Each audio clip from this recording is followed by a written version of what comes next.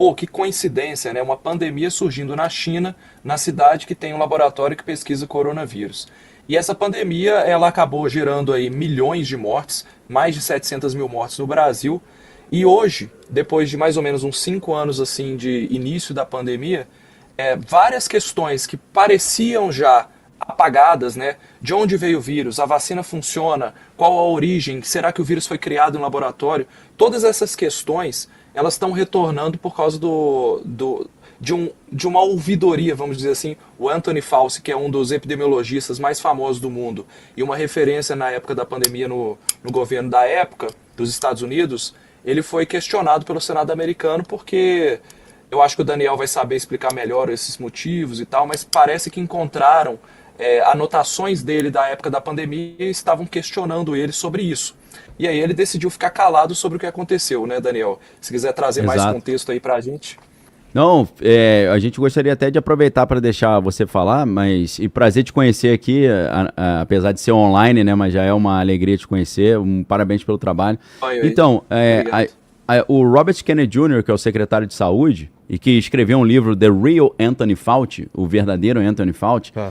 O subtítulo é um pouco grande, eu esqueci mais ou menos. É tipo assim, uma guerra contra a saúde pública, alguma coisa nesse sentido, que virou um best-seller, né, do New York Times. Seria publicado por uma grande editora americana depois que ela viu o Vespero, que era o assunto, eles decidiram não publicar. Saiu por uma editora meio assim, fuleira da cebola, mas bombou do mesmo jeito. Então ele já vem trabalhando, o Robert Kennedy Jr., há muitos anos, fazendo ali uma investigação profunda do Dr. Anthony Fauci. Robert Kennedy Jr. não é um cientista, não é um médico, não é um epidemiologista, mas é um advogado ali renomado e que escreveu um livro bem recheado de documentos e notas de rodapés ali com toda a devida referência bibliográfica. Então, o que o Robert Kennedy Jr. traz para a mesa são essas anotações do diário do Dr. Anthony Fauci, diário no qual ele manifestava no início ali otimismo com as ideias de Trump com relação à crise sanitária, com relação à abordagem que Trump estava fazendo, mas depois, quando Trump começa a falar abertamente na mídia sobre as ideias que ele estava tendo, fala-se sobre hidroxicloroquina, remdesivir, né? E tem uma curiosidade ali que Dr. Anthony Fauci, ele expressa nesse diário que ele achava a hidroxicloroquina importante nesse combate, e o remdesivir deveria primeiro passar por teste para depois ser usado como esse medicamento novo que estava chegando. E aí depois que Trump vai para a mídia e a mídia toda desce o pau no Trump, o Dr. Anthony Fauci parece que muda de postura e inverte as ideias. Ele começa a criticar a hidroxicloroquina e começa a dizer que o remdesivir não precisa passar por nenhuma análise. Então, são fatos dessa natureza, como ele dá evidências para dizer, por exemplo, que a máscara não ajudaria tanto, né? Depois que ele muda de opinião, ele fala, não, a gente mudou de opinião porque se a gente ficasse falando que teria que comprar máscara no início, todo mundo ia comprar máscara, a máscara ia sumir do mercado, não ia ter nos hospitais. Então o discurso vai ficando muito contraditório. E a gente fica surpreso, né, com um cara que tem uma quilometragem tão grande aí no serviço de saúde norte-americano, né, o NIH, que é o National Institute of Health, e também o NIAID, né, que é o National Institute of Allergic, né, de alergia, e Infectious Disease, né, o NIAID, né. Então, um cara que tem 85 anos e está há 40 anos já participando ali de comissões no Congresso para dar resposta ao que ele está fazendo, porque eu não sei se você sabe disso, eu já volto a palavra aqui, o Anthony Fauci, ele trabalhou na crise do HIV, Vilela. É mesmo? E nessa época a galera já criticava dizendo que a abordagem dele matou muitas pessoas. Mas lá nos anos 80. Nos anos 80. O Anthony Fauci, ele tem 85 anos, cara. Pô, Ele tá bem, né? tá bem pra Parece que é meu irmão, né, pô? Parece que é mais novo. Parece que é meu filho, pô. Não, 85 anos, maluco. Então, assim, esse cara tá nesse trabalho já há muitos anos. Então, eu vou passar de volta aí a palavra, até pra gente aproveitar o conhecimento específico aqui do Lucas. Como é que um cara com essa experiência, Vilela, deixa anotações falando o contrário do que ele tava falando pro público? Pô, pelo amor de Deus, né? Aí você falou, irmão, tu merece passar esse veneno que você passa. Como é que você deixa isso anotado? Falando tudo o contrário. Ô, Vilela, cara então, desse assim, tu encontra na rua, você dá o quê? Uns 60, né? uns 70 no máximo. 85, maluco. Pois é, aí até tá um pouco, parece mais, mas eu vi umas imagens dele e tava parecendo mais Tá, novo. garoto. Fala, Lucas, aí, desculpa aí, falei muito, cara. Ó, quando for passar a palavra pra mim, cuidado que eu me empolgo. Excelente contexto. Bom, é realmente verdade tudo isso que o Daniel falou e tal, e a gente tem que tentar entender o que está acontecendo. Eu não estou aqui para defender o Anthony Fauci, inclusive eu tenho algumas críticas ao trabalho dele desde a época da pandemia.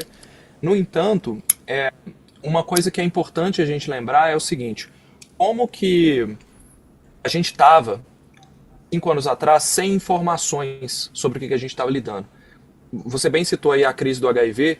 Todas as pandemias, e o HIV é uma pandemia em curso, ela ainda não acabou, né? Assim como a da Covid, a da Covid continua em curso. Quando o vírus ele salta de um animal para o ser humano e começa a criar os primeiros casos, ninguém conhece o que ele faz. Ninguém conhece qual que vai ser a taxa de transmissão, qual que é a real taxa de letalidade, qual que é a taxa de sobrevivência, né, das pessoas, como que nós temos que fazer o sistema de contenção, por onde que ele circula, quais os efeitos colaterais, os efeitos, né, na saúde que esse vírus vai ter, que só aparecem quando ele pega milhões de pessoas. Então tem muitas perguntas que ficam em aberto.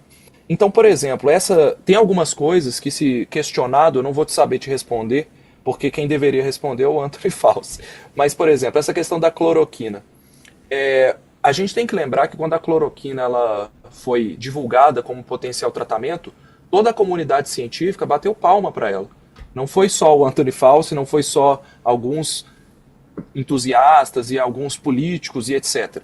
Toda a comunidade científica acreditou nos primeiros resultados que saíram sobre a cloroquina.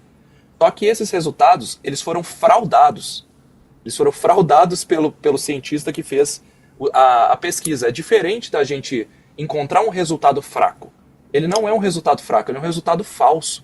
Então, no momento em que você vê aqueles primeiros resultados dizendo que a hidroxicloroquina poderia ter ação antiviral, é prudente você começar a colocar ela na linha de frente para poder fazer tratamento. E foi isso que foi feito. Só que logo em seguida, pouco tempo depois, quem testava hidroxicloroquina de forma séria estava vendo, poxa, isso aqui não está funcionando. As pessoas que usam hidroxicloroquina versus as que não usam não estão melhorando mais. Elas estão melhorando ou piorando o mesmo tanto que as pessoas que não estão usando. Vamos rever os dados. E aí hoje, depois de muito tempo, né, a gente sabe que os dados foram fraudados.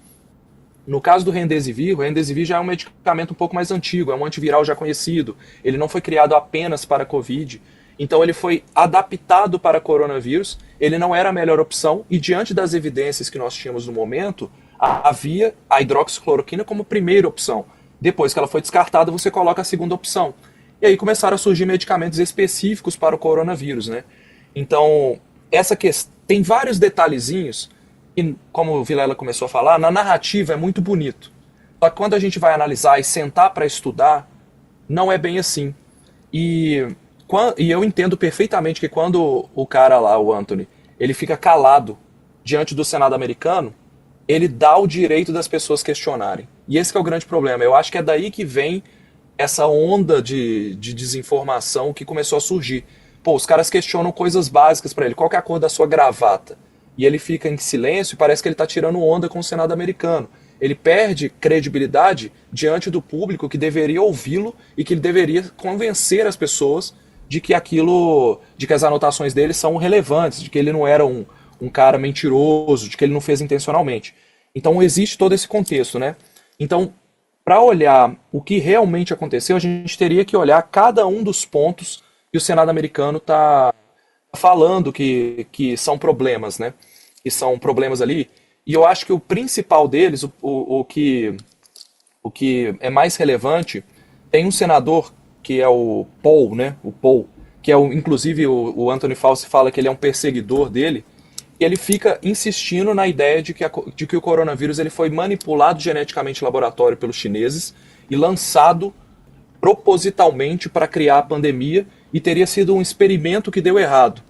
Essa é uma hipótese que tem sido levantada várias vezes aí. Vocês chegaram a ouvir essa hipótese? Se vocês sabem do que está por trás dela, eu queria saber assim, qual que é o nível em qual nível de conhecimento nós estamos para a gente falar a mesma língua e para eu não me antecipar com relação ao que vocês estão esperando. Ô, Lucas, o que a gente programou aqui é toda a sua parte separada e depois a gente faz separado a parte geopolítica. Então pode despejar informações, qualquer dúvida a gente pergunta pra você. Não é melhor? Manda brasa aí, Beleza. senão a gente vai ficar aqui até amanhã, cara. Porque, Beleza, não, é porque o eu tô Vilela com não tempo. fala muito mas eu falo pra caramba. Daniel fala bastante e eu fico dando corda. Vamos lá. Eu não sou médico pode não, me mas questionar também. eu Tá bom. tô numa pesquisa sobre isso já desde antes, né, da pandemia, que eu já pesquisava isso. Você tava só com uma dúvida, né? Não, só um detalhe, ô Lucas, você me corrija se eu estiver errado. Você disse que o Remdesivir é antigo e tal, mas só para lembrar, a cloroquina, ela é de 1934, e tanto a cloroquina quanto a hidroxicloroquina, né, que é evolução da quinina, né, que era usado para a malária, eles são medicamentos, a gente tem quase 100 anos de idade aí, já vai fazer, e medicamento que, eu não estou também defendendo hidroxicloroquina não, estou citando os dados da criação de cada um deles, né? A Bayer, na Alemanha, criou a cloroquina em 1934, que é a evolução da quinina que já era usada para malária, e o Remdesivir é 2009, né? Que é da Gilead Sciences, né? Só para pontuar, né? Porque ficou a impressão que o Remdesivir é mais antigo e não é o caso, porque é um medicamento muito antigo para malária, né? O quinina, cloroquina e hidroxicloroquina. Tudo bem, tranquilo. Realmente o Remdesivir ele foi criado, se eu não me engano, para hepatite C, e foi reposicionado para ebola. Então ele é um conhecido antiviral e durante a pandemia ele ficou famoso porque as pessoas tentaram fazer um tratamento com Remdesivir, né, com a chegada do coronavírus, e aí ele deu um resultado, mas é aquilo que eu estava falando, é um resultado leve, um resultado fraco. Ele não é um excelente medicamento contra a Covid, mas naquele momento ele foi importante. Então, vamos lá. Já que nós estamos falando de o que o Senado americano está dizendo sobre o coronavírus, a primeira coisa que me vem à cabeça é que eu recebi, sim, milhares de, assim, vamos dizer assim, mais de 1000 DMs, inclusive algumas com alguns ataques que não vale a pena mencionar, mas tem muita gente falando, poxa, Lucas, então quer dizer que o coronavírus ele foi fabricado em laboratório? E a OMS, ela, durante o início da pandemia ali, sempre foi um interesse muito grande a gente descobrir de onde veio esse vírus. Por quê? Por questão de segurança nacional, por questão de prevenir novas pandemias. Vilela perguntou, vai acontecer de novo? A gente não discute se vai acontecer de novo, a gente discute quando vai acontecer. Porque uma nova pandemia é esperada. Então é muito importante que a gente descubra como essa pandemia começou para que a gente previna as próximas. E aí existe muita hipótese em cima disso. Existem vários experimentos e estudos feitos feitos ali na região da China, feitos com dados epidemiológicos de vários países, feitos em animais na natureza, tentando encontrar a origem do vírus. Então, só para contexto, encontrar a origem de um vírus não é nada fácil. Encontrar a origem de vírus é mais uma questão de sorte. Lucas, é o lance do paciente zero ou não? Tentar encontrar o paciente zero? É isso? O paciente zero, ele é interessante você encontrar, mas eu acho que na Covid a gente nunca encontrará esse paciente. Tá. Porque a velocidade com que o vírus se espalhou, ela impede você de descobrir quem foi essa primeira pessoa. Até porque os sintomas são muito parecidos com a gripe. Então pode ser que o paciente zero tenha tido uma gripe comum, né, um sintoma de resfriado, não teve complicações, como acontecia com muita gente, e simplesmente seguiu a vida. Então a gente não vai descobrir. Mas existem algumas outras doenças que dá para saber. Por exemplo, ebola. Você consegue rastrear qual foi o paciente zero de um surto, porque a transmissão é completamente diferente. Então, o que a gente está tentando encontrar, para descobrir a origem do coronavírus, é encontrar o SARS-CoV-2, que é o vírus da Covid, né, da Covid-19, exatamente a mesma sequência genética deste vírus, da forma como ele começou na natureza. Então a gente precisa encontrar um animal, seja um morcego, um pangolim, um rato, algum animal silvestre, que tenha exatamente a mesma sequência genética do coronavírus que iniciou a pandemia. Hoje, se a gente encontrar esse animal, ela não vai ser exatamente a mesma, exatamente igualzinha não, porque já deu tempo dele mutar.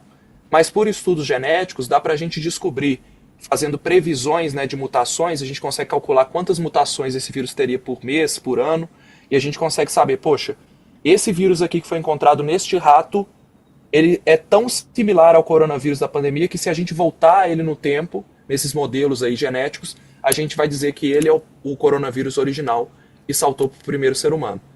Então, esse é o trabalho que tem que ser feito. Esse trabalho de busca na natureza para encontrar qual é o vírus que deu origem à pandemia. Porque no fim das contas, se ele veio de um laboratório ou não, se ele veio de um morcego ou não, se ele foi criado propositalmente, a origem dele é na natureza.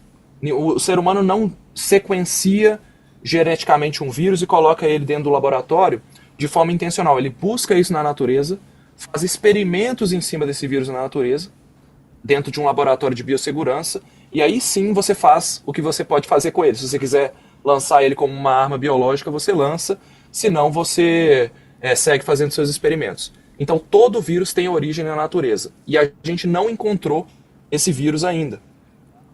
O que a gente encontrou é agora o mais próximo do coronavírus na natureza. Existem dois. Um que fica numa caverna em Yunnan, se eu não me engano o nome, né? Não sei falar chinês, me desculpe se tiver algum falante de mandarim aqui nos comentários, mas a caverna de Yunnan fica a cerca de 1.000 quilômetros de Wuhan. Existe um vírus que é o mais próximo dentre todos conhecidos, mais próximo do coronavírus original. E existem morcegos no Camboja, em uma caverna no Camboja, que são tão próximos quanto e que estão sendo o segundo candidato. Esses são os vírus. Então é esperado que esse vírus, o coronavírus, ele tenha surgido de um morcego. E aí a gente vai para o laboratório. Wuhan, 2019. Havia experimentos de ganho de função sendo realizados. O que são esses experimentos de ganho de função? A gente está o tempo todo tentando descobrir como que um vírus vai causar uma pandemia. Então tem um tipo de experimento que é extremamente controverso, mas é possível de ser feito, e você pegar um vírus na natureza, tipo esse dos morcegos que eu falei, você coloca ele dentro de um laboratório de biossegurança máxima ou de um grande nível de segurança e vai mutando ele propositalmente para descobrir quais mutações esse vírus pode adquirir e se essa sequência de mutações que ele vai adquirir vai ser suficiente para tornar ele transmissível para seres humanos.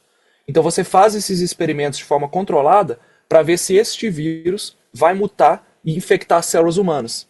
E o que o Senado americano defende, né, é que esses experimentos estavam sendo feitos em Wuhan na época que a pandemia começou.